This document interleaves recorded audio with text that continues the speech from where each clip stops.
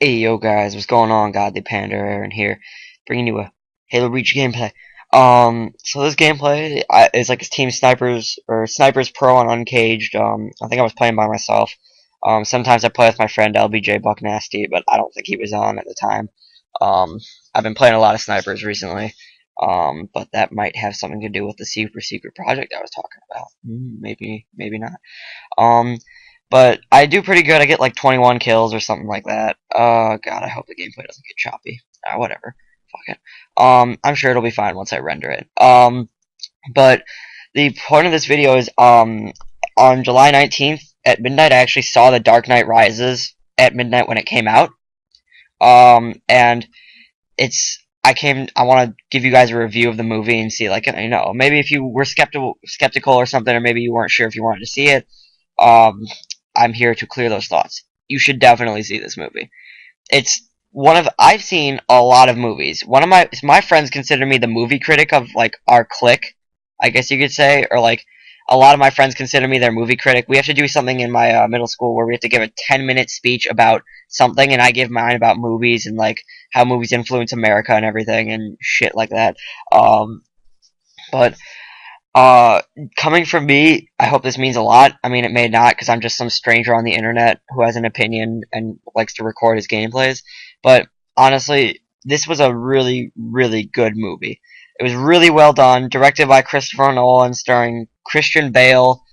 Um, Christian Bale, Morgan Freeman, Tom Hardy, Joseph Gordon-Levitt. I don't think I'm really missing anybody else. I forgot what Commissioner Gordon's actor's name is.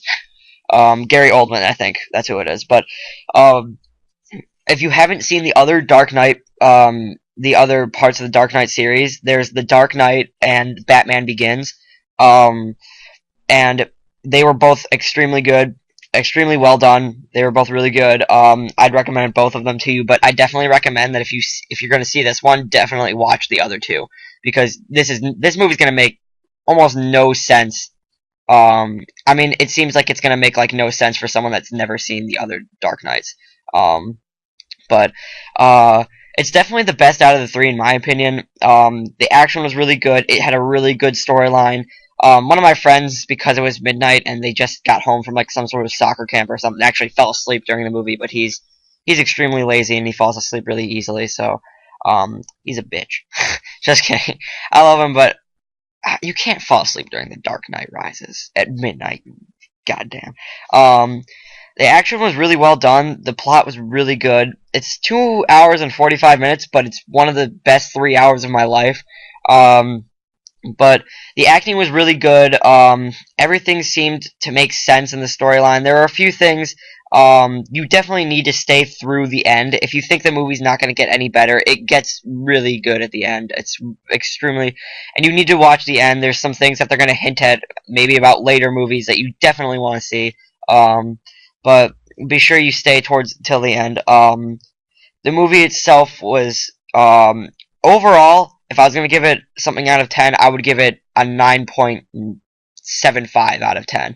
There were a few things in there that kind of made me want to fall asleep at times, because honestly, it did get boring at one point, because they had kept talking about stuff that, like, I know one of my friends was mad. He's like, there was not that much Batman in it, and there was no action, and that made me mad. And I was like, well, I like to watch the movie because it's a good movie, and because it has a good plot, storyline, and everything. The whole shebang. But, like, there were parts that made me a little, like, wow. It's like, wow. I mean, it's good, but it's just like, this is boring. And if you've seen Inception, then you're gonna notice that pretty much half the cast of Inception is in the movie, because Christopher Nolan directed Inception, and he also directed this movie. Joseph Gordon-Levitt, the guy who played Arthur, the guy who helped Leonardo DiCaprio's character, he's in the movie as John Blake, I think his name was. That's his character's name, and he's like an officer that helps Batman. I don't want to give away too much in the movie, but Tom Hardy, the guy who played Eames, is Bane. You'll definitely notice that in his voice. But